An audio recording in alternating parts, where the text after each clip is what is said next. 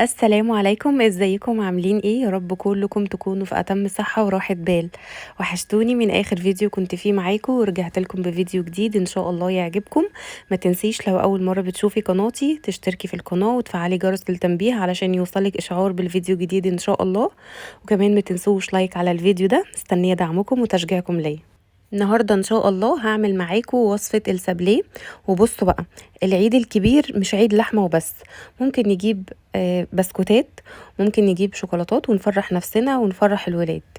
وممكن كفاية قوي نوع واحد بس من البسكوت تعمليه زي ما انا هعمل معاكم دلوقتي. تعالوا كده نسمي بالله ونشوف الوصفة بتاعتنا. اول حاجة جبت 250 جرام من الزبدة، وممكن زبدة على سمنة، وممكن سمنة لوحدها، بس انا بحب قوي ادخل الزبدة في النواعم، بتديها طعم تحفة وكمان بتخلي البسكوتة هشة. 250 جرام الزبدة بيعادلوا كوباية الا ربع من الكوباية العادية او المعيارية. وعليها سكر بودرة مطحون، نتأكد بس ان هو مطحون طحن ناعم قوي او ننخله. 125 جرام من السكر البودر، وبيعادلها كوباية الا ربع من الكوباية العادية او المعيارية. ضربت الزبدة مع السكر كويس جدا لحد ما الخليط حسيت ان هو لونه فتح كده وبقى هش اكتر. وبعد كده نزلت عليهم ببيضة ورشة فانيليا، ضربتهم ضربة بسيطة كده. ونزلت عليهم ب 450 جرام من الدقيق، دقيق متعدد الاستخدام عادي. ال 450 جرام من الدقيق بيعادلوا 4 كوبايات الا ربع من الكوباية العادية او المعيارية. الدقيق لما بننزل بيه على باقي المكونات ما بنعجنهوش، يعني بصوابع الايد كده بنلم العجينة مش بنعجنها، علشان مش عايزين فيها عرق. وبتختبري العجينة زي ما انا عملت وشفتوني كده بايديا التانية اللي ما كنتش بلم بيها العجينة. بشوف كده المكونات امتزجت معايا كويس، العجينة مش بتلزق او مش بتشقق مني، يبقى هي كده تمام مظبوطة. جبت بقى المفرش السيليكون وحطيت كيس نايلون وفوقيه العجين، وفوقيه كمان كيس نايلون، يعني ما بين العجينة كيسين نايلون او اللي هي اكياس التلاجة يعني. جبت بقى النشابة وفردتها، ما فردتش بصراحة الكمية كلها، قسمتها 2 علشان تبقى الكمية بسيطة كده على ايديا واعرف افردها كويس. طبعا الجزء التاني ده بيتغطى كويس قوي لحين ما نستخدمه. وكمان نسيت اقول لكم خطوة مهمة جدا، ان العجينة بعد ما بتلميها قبل ما تتفرد كده بتسيبيها تهدى في التلاجة نص ساعة كده على الاقل، وطبعا وشها يكون متغطي علشان ما تنشفش مننا. بعد بقى ما العجينة ارتاحت فردتها زي ما قلت لكم ما بين كيسين. وقطعي بقى باي قطاعات عندك، مش عندك قطاعات قطعي بالكوباية، الكوباية اللي بنشرب بيها قطعي بيها، تعمل لك دواير كده حلوه قوي. وممكن كمان تعملي مقاسين منها، يعني لو عندك كوبايتين بمقاسين مختلفين بتعملي منها مقاسين كده من السابليه، بيبقى شكلهم تحفه على فكره.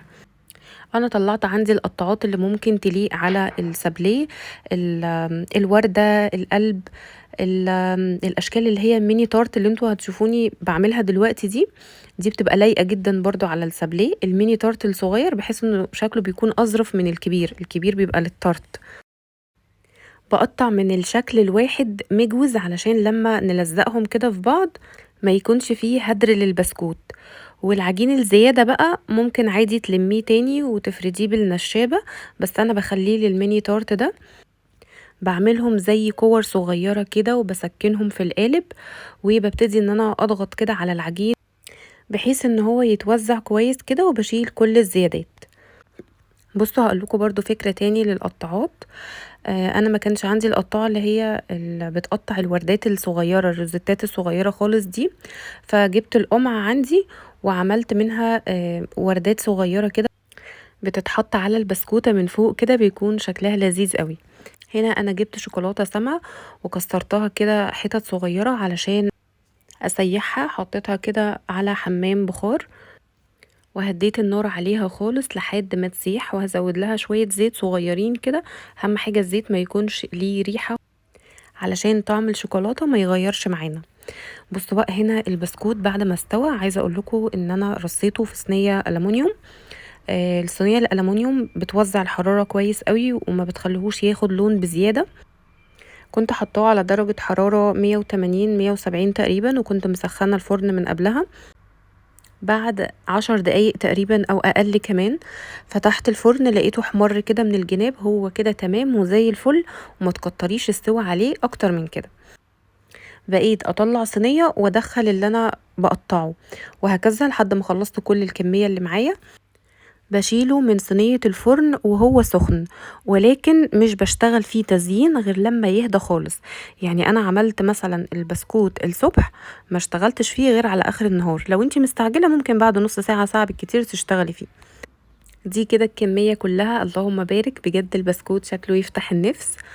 جهزت بقى الحشوات جنب مني، وهقول لكم دلوقتي على تفاصيل الحشوات كلها. بس عايزه اقول لكم ان التارت بيتحشي باي حاجه موجوده، يعني مش شرط مربى، مش شرط نوتيلا، اللي موجود عندك لزقي بيه. احنا بس محتاجين الحشوة الداخلية دي علشان بس نلزق بيها البسكوت مش اكتر. لو انت بقى حابة تستخدمي حاجة معينة مش مشكلة. انا ما كانش عندي مربى، عندي بس النوتيلا والصوصات اللي انا هوريها لكم دلوقتي، فاشتغلت بيهم. لزقت كده البسكوت بنوتيلا، وبصي بقى ابدعي كده في التزيين براحتك خالص. انا بقت تجيلي افكار كده وانا واقفه بزين، يعني سبحان الله بينزل عليا الالهام كده في وقتها. الروزيتات انا كنت عاملاهم كلهم مقاسات مختلفة، بس كان في بالي ان انا احط كل مقاس زي التاني مع بعضه. فلقيت ان الفكرة حلوة قوي ان انا احط وردة مثلا فوقيها وردة اصغر، او نجمة مثلا كبيرة فوقيها نجم اصغر. حسيت ان شكلها شيك قوي، فغيرت كده، مش كله عملته زي بعضه. وفي دايرة مفرغة كده من النص حطيتها تحت دايرة كاملة، وهكذا.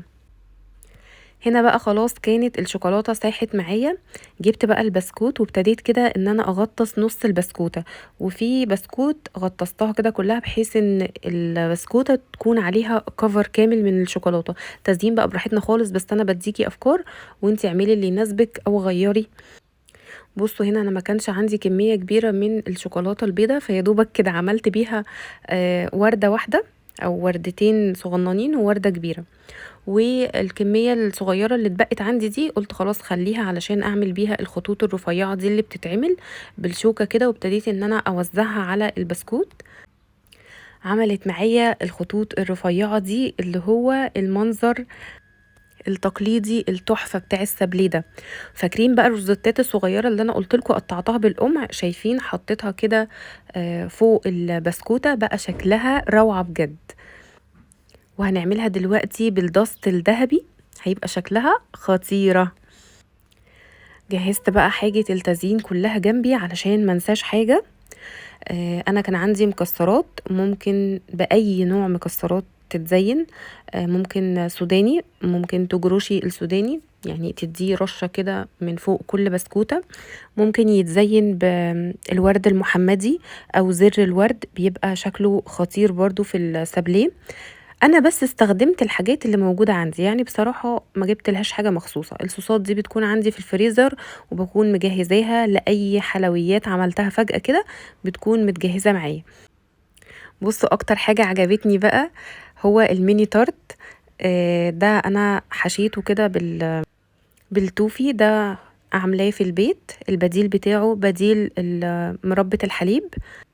عملت كده روزيتات في قلب الميني تارت، وزينتها بالبندق واللوز. والبسكوت اللي على شكل دمعة العين ده مش هتصدقوا ده ايه.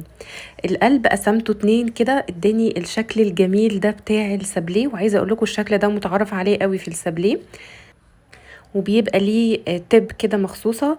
بس انا زي ما قلت لكم عملته قلب عادي، وقسمته قبل ما يدخل الفرن، قسمت القلب 2 كده.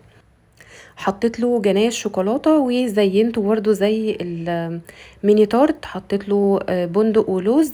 وبصوا الدست بقى الذهبي ده، عارفين الروزيتات الصغيره اللي احنا عملناها فوق البسكوته؟ اديت لها تلميعه كده بالدست الجولد، وفي كمان لون اوكسيديه حطيته على الشكل اللي هو نص القلب ده.